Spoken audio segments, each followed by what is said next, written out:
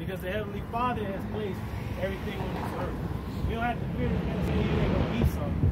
But yet, what the Lord said, the Lord say that my servant shall eat and my servant shall drink. But 2/3, because they gonna have the curse. They still gotta deal with that. You know, 2/3, you ain't gonna eat and drink. You know, you gonna go to jail and be killed and all that. Hey, because they ate and drink here, man. And they didn't see that it was the Heavenly Father that nourished them in this land. Yeah, he used Esau Edom, but he was the one nourishing you. Just like in the time of Egypt, the Egyptians wasn't feeding you because they wanted to feed you. The leeks and the fish. The Lord was feeding you. Verse 66. And thy life shall hang in doubt. That's where our people is at. Their life is hanging in doubt more than ever now. Because that life that they thought they were living is long gone. Hey, and the proof of that was that nigga that came up here, man. That's the proof of somebody with no hope. Being bugged out. You know, that's why he came up here all emotional, man. He telling me, Yonah seemed to have not helped you out, apparently. Your car is new. That graphene. The graphene is there. That's why you're so emotional. You probably got that snake bite, man. You're looking silly as hell. You wearing shorts, but you sagging them. So they look like long pants. It's true, man. What the fuck is wrong with it? Is that it, Keith? 66. And thy life shall hang in doubt before thee, and thou shalt fear day and night. Our people was fearing in slavery day and night. They was fearing during the Jim Crow. They was fearing even on down from the Jim Crow era ending to even now they've been trembling. The only thing that's been distracting them was the bread and circus and the little money that they was making. And they fucking little slave shack. But now that time is coming to a close, our people are really trembling. They never really had no foundation. They never really had nothing to stand on. But now you had the men of the Lord telling you, this is where you're going to be able to stand without being moved. It's on this stone, on this rock, which is a Mashiach. They don't want it. It said the same stone that the builders refused, the same has become the head of the corner. And shall have none assurance of thy life. They ain't have none assurance of their life, but yet we have assurance of our life that is in a Mashiach. We're dead with the Mashiach. 67, it says, in the morning thou shalt say, would Yahweh even, it would, this is me, start over. In the morning thou shalt say, would God, it were even. Yeah, the Jay gonna wish that the day would just go by like this. I'm ready for this day to be over. Then what else is Jay gonna say? And it says, and at evening they shall say, would God, it were morning for the fear of thy heart, wherewith thou shalt fear. Oh man, you can look at multiple tribes it's saying that in their mind, like I word to God that it was morning. They being hunted by the fucking patrols and shit at night trying to get somewhere. In the daytime they can't hide under the damn overpass and shit. Afraid for their life, man. Yeah, now there's a report saying they gotta cross a deeper end of the river because these goddamn troops is out there. There was pictures coming out with these Haitians, they got their babies, water's up to their neck, they trying to hold the babies up, dropping their shit all in the river. They catching hell, man. Hell. All because they want to be baptized. Babies crying, these curses and shit. Like, these curses really, they hit harder now because we see it in like real time. Like, okay, we know about the slavery, but you seeing it now in this time. Oh shit, this dude is on horseback with the whip. Like, you threw the horse in a body. Go ahead, And continue on, it says, and for the sight of thy eyes which thou shall see. And for the sight of thy eyes for which thou shalt see, you're going to be in great terror, man. The Lord is putting that old spirit back on this man for you to fear him. Drop that rainy salt. This is the book of 2 Kings, chapter 17, starting at verse 22. before you read that, Oh, yeah, go ahead. Oh, it's gonna go into. They just read the curses dealing with the diaspora, right? Now it says these prophecies were largely fulfilled in the two captivities by Assyria and Babylonia. But it says, but there were other captivities which helped scatter the Israelites. Take what came after the Assyrians. Who rose up after the Assyrian Empire? No. Who came up after the Assyrians? The Babylonians. And that they took down the southern kingdom. But the Assyrians already carried away the northern kingdom years prior. And then, like the brother said, but more captivities were going to scatter Jake even further to the far reaches of the earth. Where were those captivities? Persians and the Medes. Yeah, then we got Indonesian, Australian, and Aborigines, then the Greeks, then the Romans, and eventually the Americans. In the Americas, man. Everywhere. Woo, that's it. Yeah. That's it, man. Go ahead, I. Yeah, so Japheth, you have part of it too, motherfucker. No, Yeah, you're Medes. It says, by the time of the Messiah, the diaspora must have been several times the population of Palestine. It says here, now this is the point, it says, Paul invariably contacted the people in every city he visited. So the point is, the diaspora is the Israelites in every city that Paul went to, he contacted the Israelites there. And we got evidence in the scripture. Yeah, he went directly to the synagogue. Yeah. He said he went there to debate with them in the synagogues in these different cities outside of Israel, where they, you know, there was a colony of the Jews. Hey, Yahweh Shai, when the angel told Joseph, hey, take you and the woman and the child and flee into Egypt. How did they just go into Egypt? They just went there? No, they had settlements of Israel in Egypt, going back to the time of the Ptolemy, going back to the time of Antiochus, that our people had settlements in Egypt and these other places, man. Why do you think Paul was born in Tarsus? That's Turkey. That means that our people had settlements in those lands. Yep. And they actually still knew who they were. Certain of our people, others had lost their way, like Timothy's father. He was known as a Greek. When you look at that word, it's Hellen. He was Hellenized. His father before him and his father, back during the time of Antiochus, was Hellenized. So by the time he was born, he thought he was a Hellen group. that's no different from this captivity. When we grew up thinking we was African American or Mexican or whatever, it's the same thing, man. Hey, when you go back to the beginning, the Adamites, they fell off from the way. You know, the sons of God, they started doing their own thing.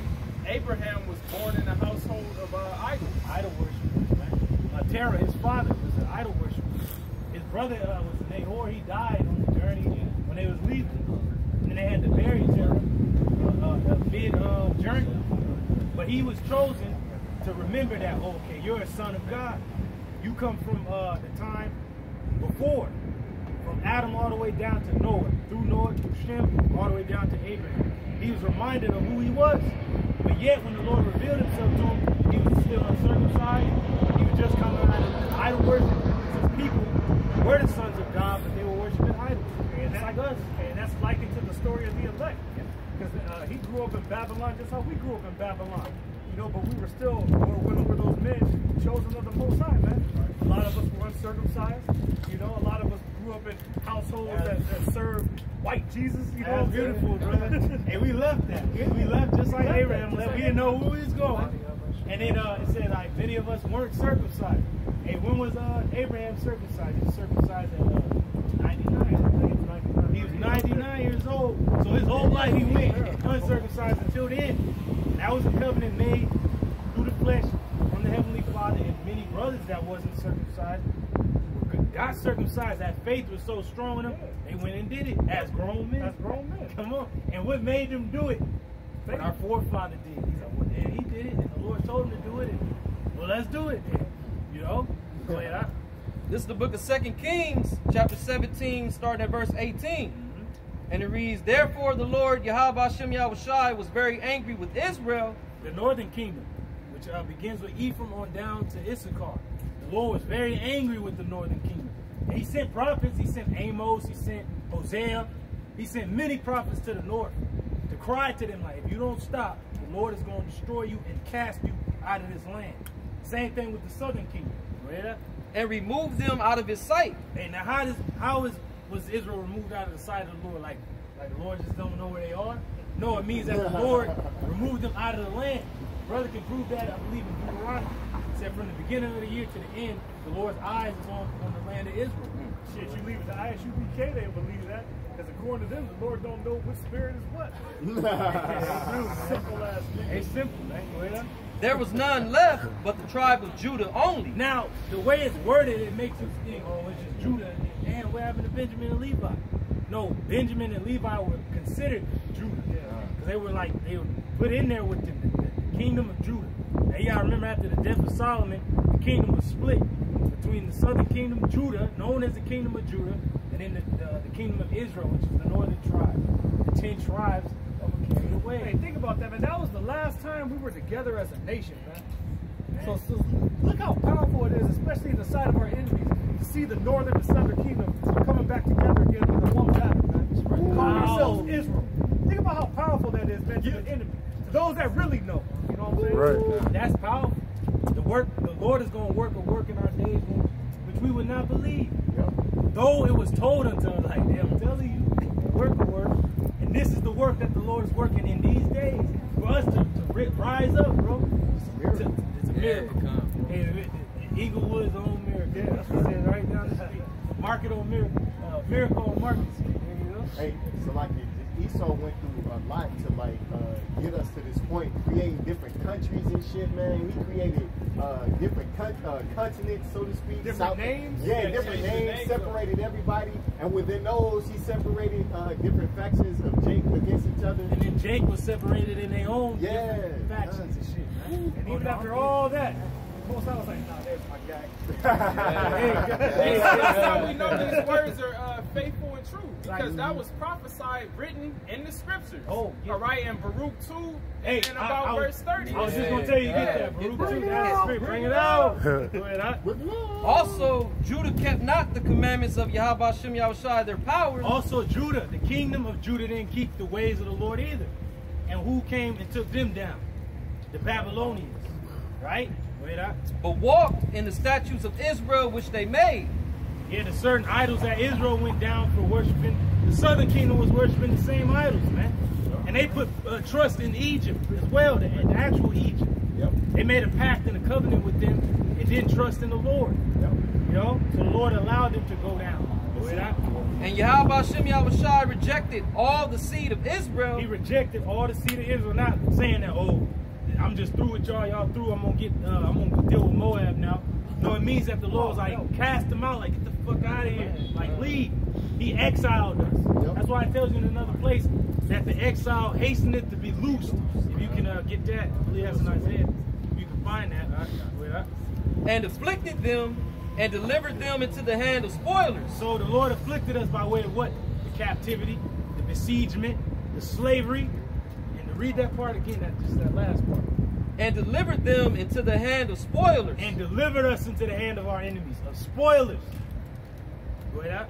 Until he had cast them out of his sight. Until the Lord cast all the northern kingdom out of his sight, which certain of the northern kingdom fled to the southern kingdom and were intermingled. Same with the south, it was with the northern land. They went away.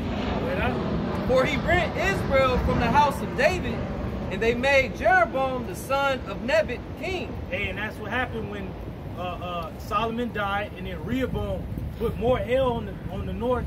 They made Jeroboam their ruler. And Jeroboam drave Israel from following Yahweh Shem Yahushai, and made them sin a great sin. Made them sin a great sin, so that they would be taken out of the land to fulfill prophecy. That's right.